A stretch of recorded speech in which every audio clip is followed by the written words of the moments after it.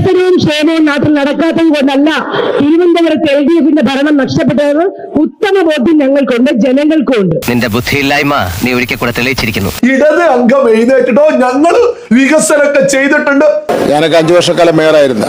നിങ്ങളെല്ലാം ഇരുന്നിരുന്ന് കുഴിച്ചതിന്റെ ഭാഗമായിട്ടാ ഇപ്പം മറ്റവർക്ക് കയറി ഇരിക്കേണ്ടി വന്നത്. അതുകൊണ്ട് അതൊന്നും ഓർമ്മിപ്പിക്കാതെ അങ്ങനെ ആളുകളും തിരിച്ചറിയാ ഇവരാരെ ഈ വഞ്ചിക്കാനും പറ്റിക്കാനും ഒക്കെ ശ്രമിച്ചുകൊണ്ടിരിക്കുന്നത്. കഴിഞ്ഞ 5 വർഷവും ഈ കൗൺസിലിൽ തന്നെ ഈ ഭാഗത്ത് നിന്ന് 2ാമത്തെ കസേരയിൽ ഉണ്ടായിരുന്ന ആളാണ് ഞാൻ. എന്തൊക്കെ ചെയ്യാൻ സാധിക്കുമോ അത് ചെയ്യുന്ന ഒരു ഭരണസമിതിയായിരിക്കും. ആദ്യത്തെ ബഡ്ജറ്റ് പ്രഖ്യാപിക്കുമ്പോഴും അത് മുമ്പോട്ട് പോകുമ്പോൾ നിങ്ങൾക്ക് ബോധ്യപ്പെടും എന്നുള്ള കാര്യമാണ് പറയാനുള്ളത്.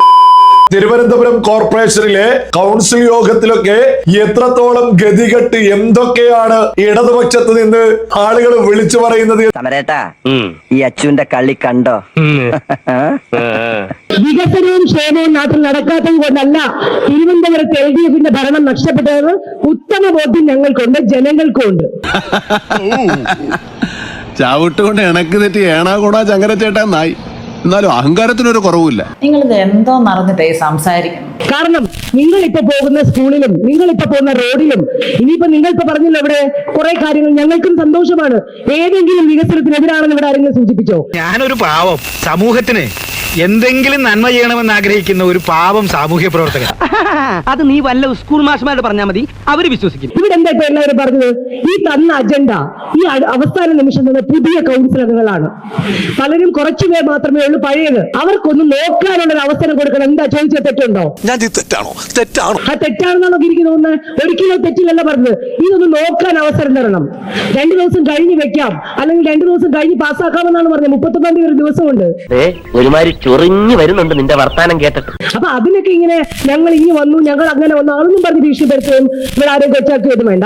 എന്താണ് കാരണമെന്നും അതിനുള്ള അവിടെ വന്നതിന്റെ ഇതും അറിയാം. ബെസ്റ്റ് എല്ലാ ഗുണങ്ങളും നിങ്ങളും അനുഭവിച്ചിരുന്നതാണ് കഴിഞ്ഞ കാലങ്ങളിൽ. നിങ്ങളുമൊക്കെ ജനപ്രതിനിധികളായി ഇവിടെ വരുമ്പോൾ എല്ലാ വാർഡിനും ഒരേപോലെ വികസനം നടത്തുവാൻ പണം നൽകിയതിന്റെ അടിസ്ഥാനത്തിലാണ് നിങ്ങളുമൊക്കെ നിങ്ങളുടെ വാർഡുകളിൽ ആളായത്. നിങ്ങളുമൊക്കെ ജനപ്രതിനിധികളായി ഇവിടെ വരുമ്പോൾ എല്ലാ വാർഡിനും ഒരേപോലെ വികസനം നടത്തുവാൻ പണം നൽകിയതിന്റെ അടിസ്ഥാനത്തിലാണ് നിങ്ങളുമൊക്കെ നിങ്ങളുടെ വാർഡുകളിൽ ആളായത്. എല്ലാം ഞാൻ കടിച്ചു പിടിച്ചോണ്ട് നിൽക്കണം. എനിക്ക് ചൊറിഞ്ഞോണ്ടായിരുന്നു എന്നെ കൊണ്ട് പറയിപ്പിക്കരുത്. അപ്പൊ അതുകൊണ്ട് ഞങ്ങളാരും ഒന്നും ചെയ്യാതല്ല നിങ്ങളായത്. അതുകൊണ്ട് അങ്ങനെ ഞാനും നിങ്ങളും എന്നൊക്കെ വാദം പറഞ്ഞു എന്റെ ആത്മാർത്ഥത ചോദ്യം ചെയ്യുന്നത്. ഞങ്ങൾ അങ്ങനെ വെല്ലുവിളിക്കാനൊന്നും അല്ലല്ലോ ഇവിടെ പറഞ്ഞത്. ഇവിടെ സൂചിപ്പിച്ച കാര്യങ്ങൾ വളരെ വ്യക്തമല്ലേ ഗിരി? ഇവിടെ ആരെങ്കിലും പറഞ്ഞു? അപ്പൊ ഗിരിയാണ് ഇവിടെ അനാവശ്യമായ രാഷ്ട്രീയവും അനാവശ്യമായ വെല്ലുവിളികളും ഗിരിയാണ് നടത്തുന്നത്. അത് ശരി, ഇപ്പൊ ഞങ്ങളുടെ കുഴപ്പമായ ഗിരിക്ക് ഉത്തമ ബോധ്യം വേണം. ഗിരി ഇപ്പോൾ ഭരിക്കുന്ന ഒരു കൗൺസിലിന്റെ ഭാഗമാണ്. ഗിരി കുറച്ചും കൂടെ ഒക്കെ തന്മയക്കത്തോടെ പെരുമാറാൻ ശ്രമിക്കണം. ഇത് വലിയ പാട് തന്നെപ്പാ. ഞങ്ങളെ പ്രകോപിപ്പിക്കാൻ വേണ്ടിയാണെങ്കിൽ പ്രകോപിതരാവാൻ പറ്റിയ ഒരു ടീം തന്നെ ഇവിടെ ഉണ്ട്. അത് മനസ്സിലാക്കിയാൽ മതി. വേണ്ടി വന്നാൽ ഒരു കലാപം തന്നെ ഇവിടെ പൊട്ടി പുറപ്പെട്ടേക്കാം. സായുധ വിപ്ലവം ഞങ്ങൾക്ക് പുത്തിരിയല്ല. അങ്ങോട്ട് മാറിയോ? വാർഡ് വിഭജിച്ചത് ആരാണെന്ന് രാഖി പറയുന്നുണ്ടോ എന്ന് ഓർക്കുന്നത് നല്ലതായിരുന്നു. എന്നിട്ട് മറ്റുള്ളവരെ പറഞ്ഞിട്ട് കാര്യമല്ലേ? അത് തന്നെ. 2ാമത്തെ കാര്യം ഇതുപോലെ തന്നെയാണ് ഭാവിച്ചത്. നിങ്ങളിതൊക്കെ എങ്ങനെയാണെന്ന് അറിയില്ല. കഴിഞ്ഞ ടൈമിൽ ഇങ്ങനെ തന്നെയാണ്. സമയത്തിന് ഇരിക്കുമ്പോഴാണ് ഓരോ പേപ്പർ കൊണ്ടുവരുന്നത്. മനസ്സിലായി? പലതും നമ്മൾ പറയുമ്പോഴും 55 പേരുള്ള ദാർഷ്ട്യം കൊണ്ട് പാസ്സാക്കി പോകാറുണ്ട്. പോട്ടെ, അല്ല ഇപ്പൊ പറയുന്നത് നമ്മളതല്ല. പറയുമ്പോ എല്ലാം ഒരു ന്യായം അങ്ങോട്ടും ഇങ്ങോട്ടും നോക്കി പറയുക. എന്നെ വെറ്റിലൊന്നും വീഴ്ത്താൻ പറ്റില്ല. കഴിഞ്ഞ 5 വർഷവും ഈ കൗൺസിലിൽ തന്നെ ഈ ഭാഗത്ത് നിന്ന് 2ാമത്തെ കസേരയിൽ ഉണ്ടായിരുന്ന ആളാണ് ഞാൻ. 1ാമത്തെ വാർഡ് മുതൽ 100ാമത്തെ വാർഡ് വരെ എങ്ങനെ വിഭജിക്കുന്നു എന്നൊക്കെ എനിക്ക് ഇതിൽ ഏറ്റവും നന്നായിട്ട് പറയാൻ പറ്റിയ പല ആൾക്കാരുടെ ഒരാളും ആണ് ഇപ്പോഴത്തെ മേയർ. അതുകൊണ്ട് തന്നെ ഇതിൽ ചില വാർഡുകൾ ഗുണകരമായിട്ട് വന്നിട്ടുണ്ട്. ചില വാർഡുകളിൽ അങ്ങ് പറഞ്ഞതുപോലെ ഭൂമിശാസ്ത്രപരമായിട്ട് വികസനത്തിന്റെ കാര്യങ്ങൾ നമ്മൾ ഫണ്ട് വിനിയോഗിക്കുമ്പോൾ ഉണ്ടാകുന്ന കാര്യങ്ങൾ ബുദ്ധിമുട്ടുണ്ട്. അത് 101 വാർഡിന്റെയും കാര്യം വ്യക്തമായിട്ട് അറിയാവുന്ന ആൾക്കാരിൽ ഒരാളാണ് എന്നുള്ളത് കൊണ്ട് തന്നെ ഒരു സംശയവും വേണ്ട. ആ പോരായ്മകൾ മുന്നിൽ കണ്ടുകൊണ്ട് 101 വാർഡിനും വികസനത്തിന്റെ കാര്യത്തിൽ ഫണ്ട് തരുമ്പോഴോ മറ്റുള്ള പദ്ധതികൾ നടപ്പിലാക്കുമ്പോഴോ യാതൊരു തരത്തിലുള്ള ബുദ്ധിമുട്ടും കൗൺസിലർമാർക്ക് ഉണ്ടാവുകയില്ല എന്നുള്ള ഗ്യാരണ്ടിയാണ്. യാതൊരു സംശയമില്ല കാര്യത്തിൽ.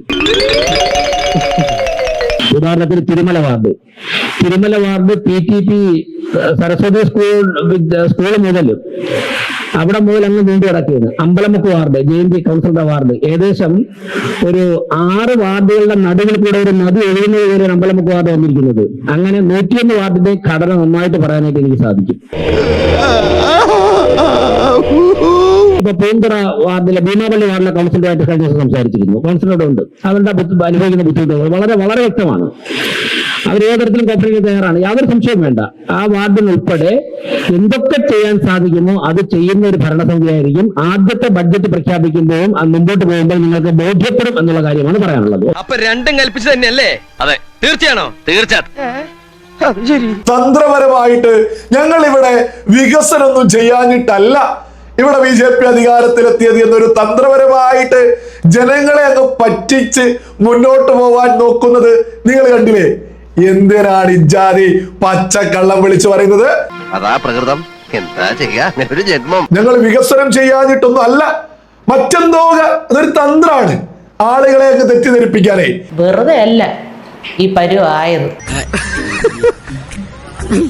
എന്നാൽ നിങ്ങൾ വികസനം ചെയ്യാനിട്ട് നിങ്ങളുടെ മേയറെ അഹങ്കാരം കൊണ്ട് എന്ന് നിങ്ങളുടെ കൗൺസിലർ, നിങ്ങൾക്കൊപ്പം ഉണ്ടായിരുന്ന ആര്യ രാജേന്ദ്രനൊപ്പം ഉണ്ടായിരുന്ന ഇടത് കൗൺസിലർ വിളിച്ചു പറയുന്നത് ഞാനൊന്ന് വായിച്ചു കേൾപ്പിക്കാം.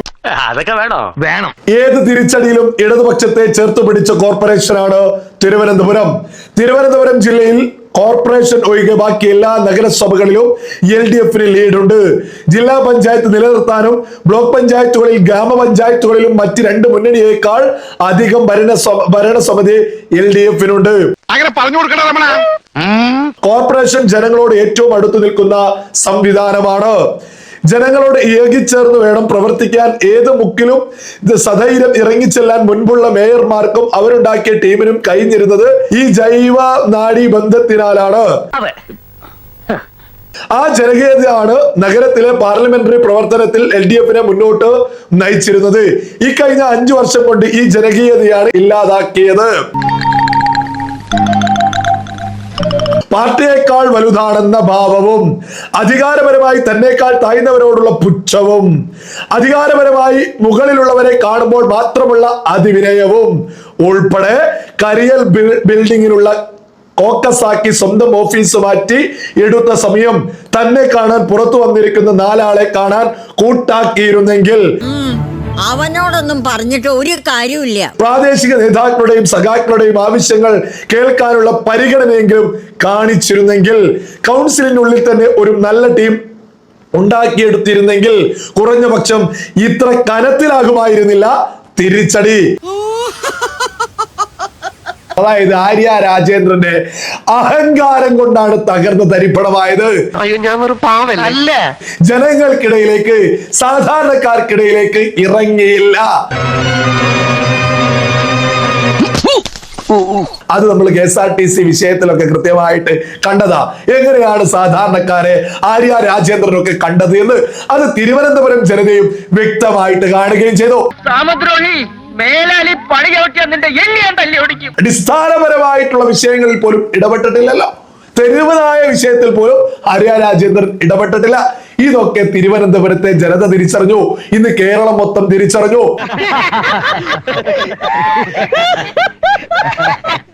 എല്ലായിടത്തും വികസനം, എല്ലാവർക്കും വികസനം. നരേന്ദ്രമോദിയെ കണ്ട് രാഷ്ട്രീയ പ്രവർത്തനം മുന്നോട്ട് കൊണ്ടുപോകുന്ന മേയറെ നിങ്ങൾ വികസനത്തെ കുറിച്ചൊന്നും പറഞ്ഞു പഠിപ്പിക്കേണ്ട. ഇതൊക്കെ കേട്ട അയാൾ ഞെട്ടും ഷോക്കാവുന്നൊക്കെ പറഞ്ഞിട്ട് എന്നിട്ട് ഞെട്ടിയില്ലേ? ഞെട്ടി.